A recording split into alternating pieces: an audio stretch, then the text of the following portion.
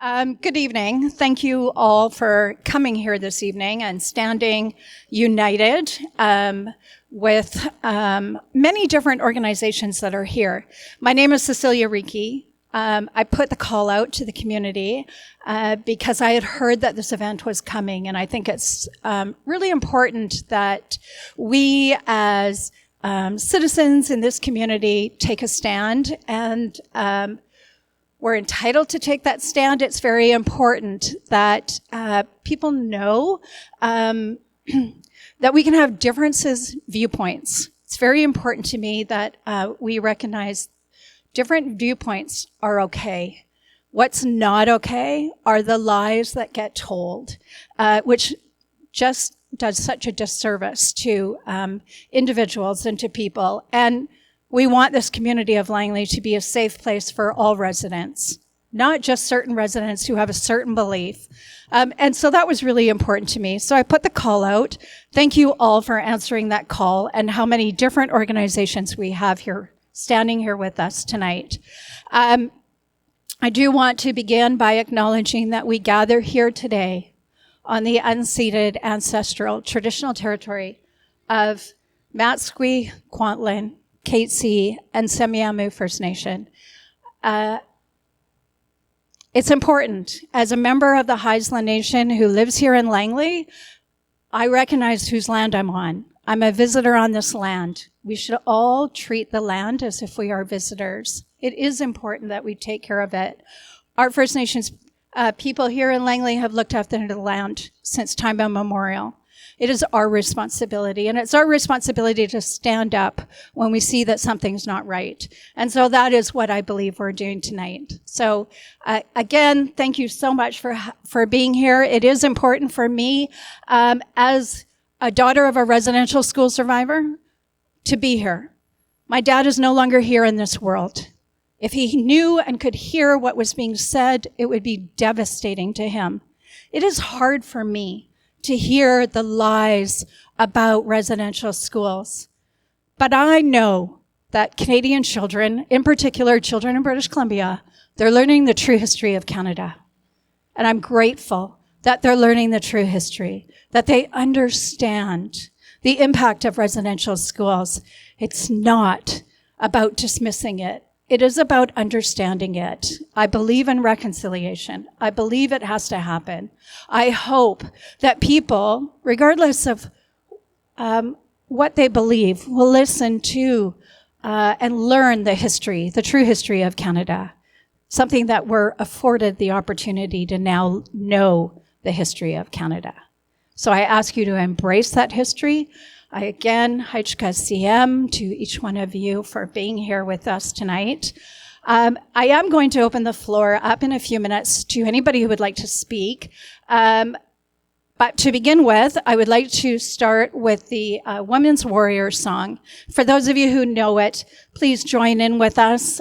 For those of you who want to come and stand, we have drummers here who are going to lead us. But thank you, Kim, for taking that on for me. Just to have our presence here, it will ground us. It will keep us grounded for tonight. It is a time for just community members and family members to gather. I ask, no matter what happens, that we remain respectful, that we're calm, and that we're here for one another, to support one another. So thank you so much.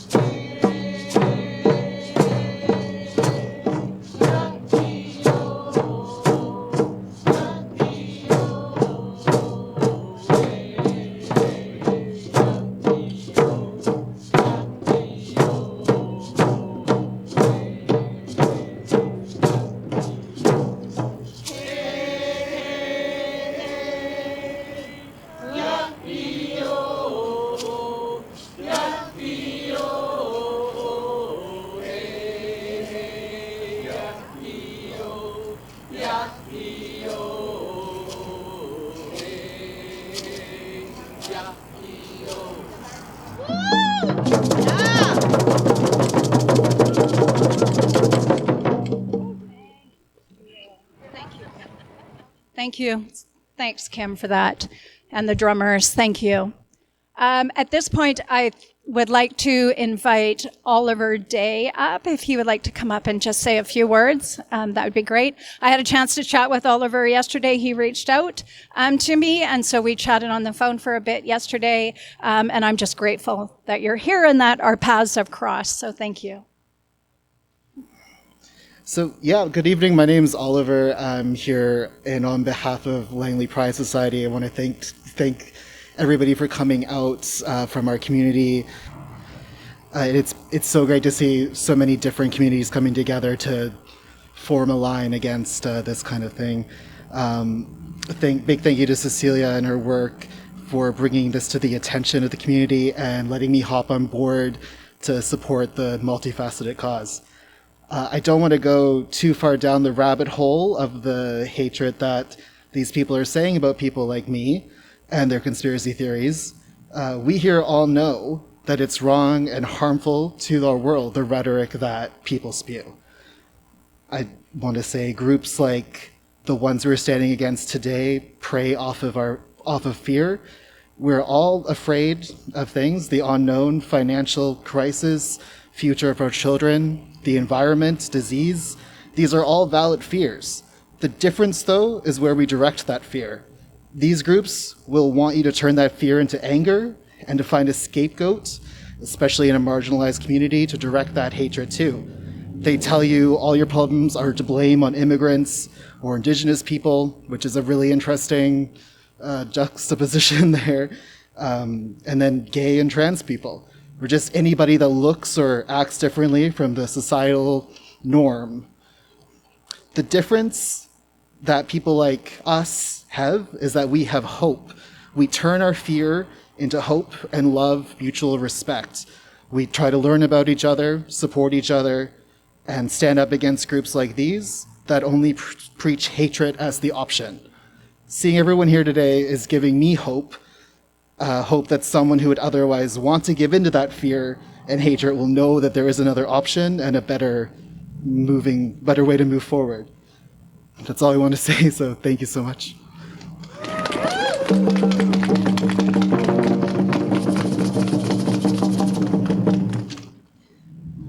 Thank you so much, Oliver. So here comes the groups. We can see all the cars pulling in. These are our neighbors. These are people who live and work in our community. And I'm here to witness as they go inside. That's why I'm here. It's much easier to know the people than to not know who they are, not know where they are. So it's much easier for me if I can see them. That's why it's important. I would like to invite Sophia Ducey from the United Churches of Langley to come up and share a few words. Also, my dear friend, so thank you.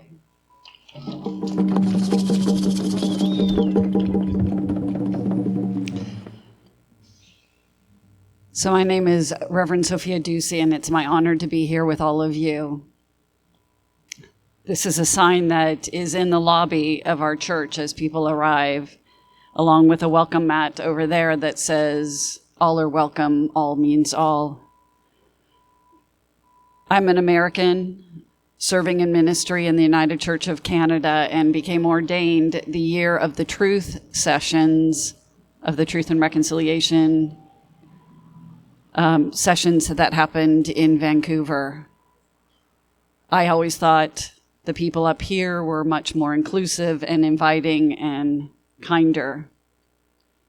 And so I stand before you committed to standing with and for my Indigenous friends, my queer friends, the people that are in our communities who love big, serve wildly, and yet, based on misinformation and stories being spun, are made out to be something other than the deeply loving, committed, serving beings that they are. Because of a mistranslation in 1946, a whole section of Christianity bought into a theology of anti-queer. because of a misinterpretation in 1946. We stand here ready to say what is truth, what is the truth.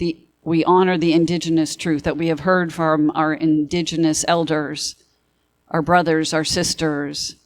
We honor the truth of gender identity, sexual orientation, whatever it is, because love is love. And so we stand together, and it's so important that this word gets out, that we stand together and we speak truth and speak truth and speak truth and engage it and never let up, because the loudest story is the one that is perpetuated. And so we cannot be silent anymore. We had thought we had moved on to reconciliation, but we have not. We are still and back at truth. The children being found recatalyzed us back there. The denialism has brought us back here, and so we stand together to walk back, to walk forward in truth, in harmony, in love, so that all persecuted people know that they are protected, that they are loved, that there are people who will stand with them in the fire until we can extinguish that fire and learn to live in harmony. So I too stand here to come and watch who arrives, to be in conversation. I had to have a hard conversation with some people who were studying a book called Grave Error. And I sat and I listened and I was curious, but could never understand how that truth was different and better than the truth that we heard at the TRC and that we've been hearing since then, since 2015 for 10 years and then beyond. So join with me. I'm so glad to see the people that are here today. I have some National Day of Truth and Reconciliation orange shirts if anybody would like one. But let's continue to offer deep welcome to each other, to the folks, our neighbors who are arriving, to know that we stand here firmly to be curious, to be engaged, and to be truth seekers together. I'd also like to invite my friend Clarence Lee, Reverend Clarence Lee from St. Dunstan's Anglican Church.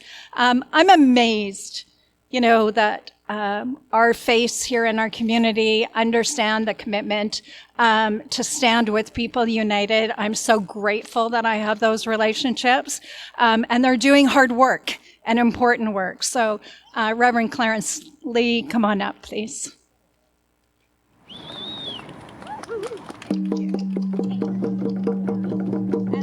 Okay, am I going to call too?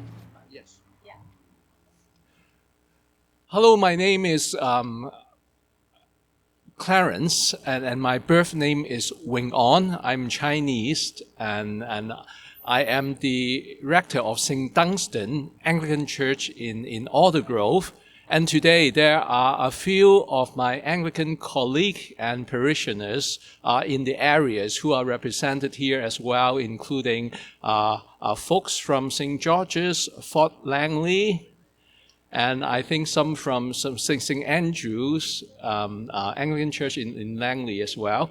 And I'm actually in a time of mourning myself, because my father passed away just 12 days ago, and I'm very pleased that Paul, my colleague, is going to say a few words on our behalf.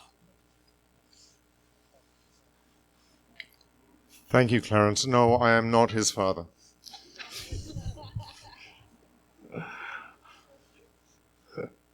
So, my name is Paul Guitana. I'm a retired pastor in the Anglican Church of Canada, and I think, perhaps like many of you, I'm torn between conflicting emotions this evening. One emotion is anger. Anger that there are people who are hurting people that I love. My very good friend Cecilia and so many members of the Indigenous community. My grandson, who is gay. My daughter-in-law, who is trans. These are all real people in my life. They're not just theoretical systems of some kind. So it's very hard not to let that anger and the hurt that I feel get the better of me. At the same time, perhaps as I'm getting older, I'm thinking more and more about legacy. And that causes me to honestly, in many ways, feel sorry for these folks over here. Can you imagine that your main accomplishment in life is spreading hate and lies, disinformation, and doing things which you know perfectly well hurt other people? It boggles my mind that somebody would make that their life's work. And it's very, very sad.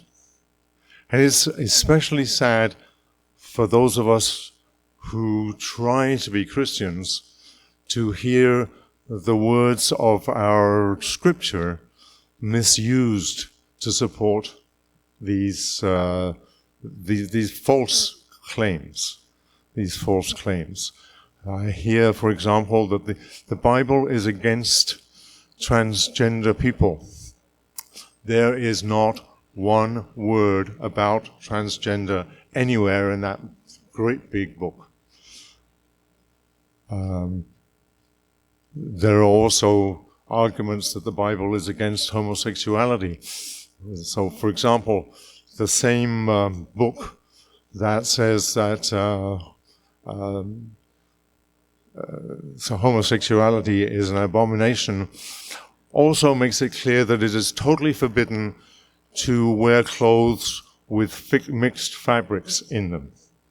It makes it clear that you may not, if those of you who like multigrain bread, well, sorry, that's forgiven because you're forbidden, because you can only have one kind of grain in the field.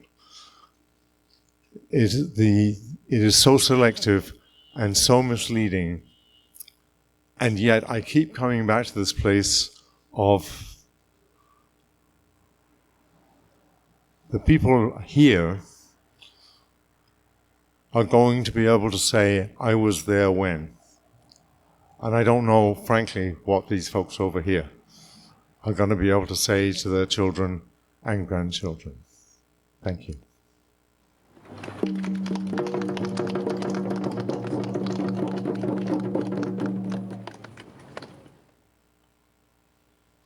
All right. I have James here as well. So we have a couple more speakers. If you do want to come and speak, let me know.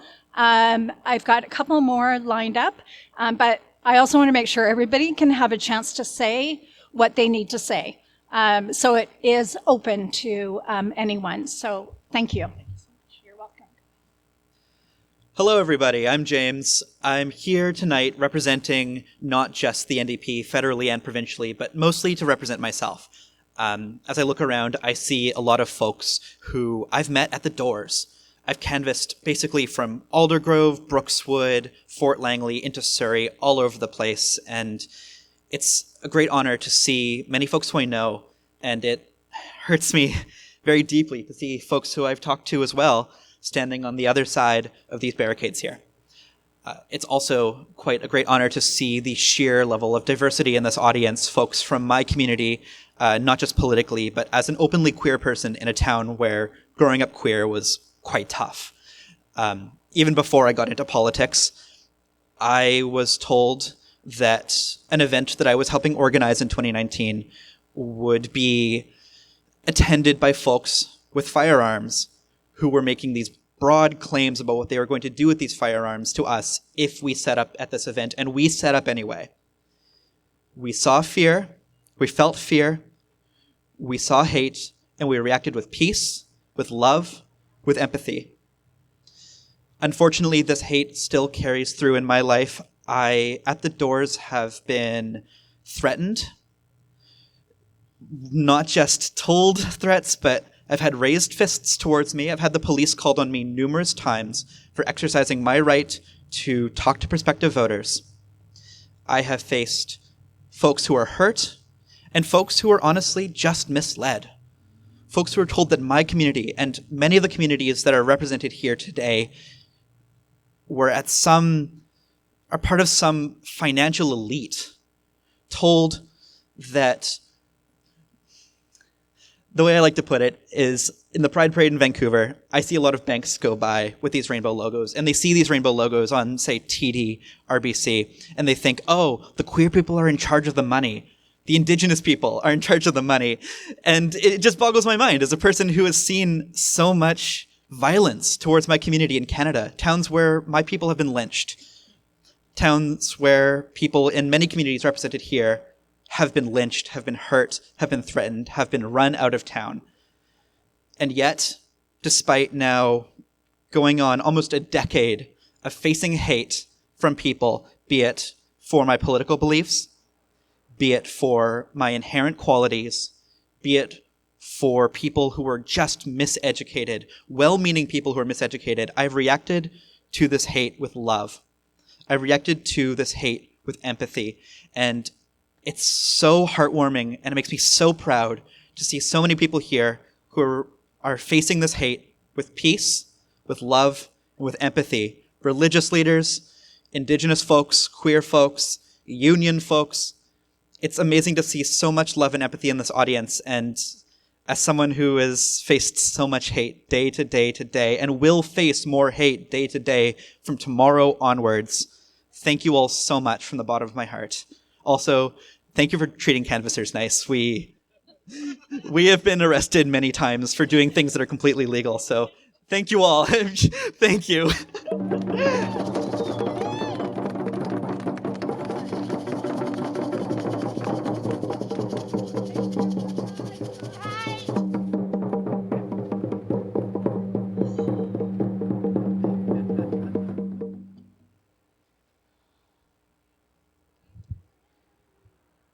All right.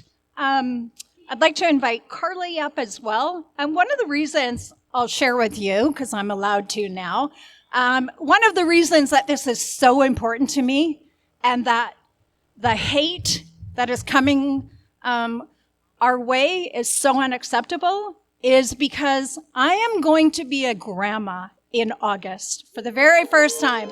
Yeah. Yahoo! I have a granddaughter arriving in August. And what is happening here is so unacceptable.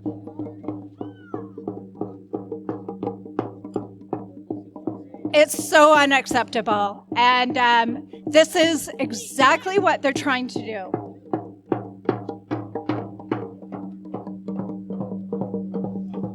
All right, so it is going to get a little tense now as the group starts to arrive. And that's fine. We'll be respectful. We'll maintain our respectful. We just want to witness who's walking inside, who's walking by us. We see you, our neighbors. We see you. Okay, I would like to invite up Carly now, who would like to say a few words. So thank you. Thank you, Carly. Hello. Thank you so much for braving the cold and the Friday evening sleepies to be here. I am here because I am queer and I am Indigenous from the Yaqui people of Sonora, Mexico, and I also grew up going to churches like this my whole life, and I heard messages that were anti-queer, that were anti-Indigenous, and all kinds of other things, and I just absorbed them, not even knowing anything about myself. And so my being here is to just physically reject the types of church buildings that I grew up in, and to just love my inner child a little bit. And I just think it's so interesting that because of how I grew up, I still have scripture in my head. I still know the words of Jesus. I still know that Jesus said two things, that by your fruit you will know them. And the other thing that he said is that it is better to have a rock tied around your neck and thrown into the ocean than to harm a child. So I think that it is important that we ask ourselves if we really want to represent Jesus, if we really believe everything that they claim to believe, then ask yourself, what is the fruit of your ideology? Is it life or is it death? Is it harming children? Is it harming adults that could never fully be loved and accepted as children? And I have 2 children of my own now. I take them to an elementary school every day that has rainbow stickers on every single classroom door. And it is so healing to me that I'm breaking cycles and teaching my children that it is okay to learn about different identities and different experiences. And it is okay to learn about the residential schools because it is the truth. And another thing Jesus said, the truth will set you free. So I'm here just to remind you, you are loved, you are seen, and we cannot let buildings like this represent Jesus anymore. So thank you very much for having me.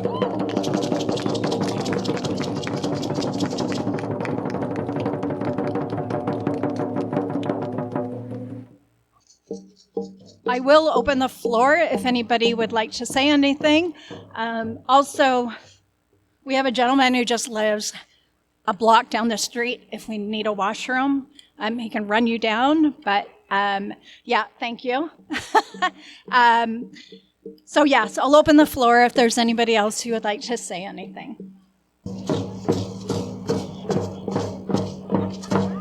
So just so you know, my understanding is that there'll be people arriving until 7, then they'll be going inside to be having a talk or a conversation. At that time, I'm not asking anybody to stay beyond that after they work their way inside. So you're more than welcome just to hang out with us. I think we're trying to get the music connected so that we can have some music and just be really respectful and stand united. All right, thank you.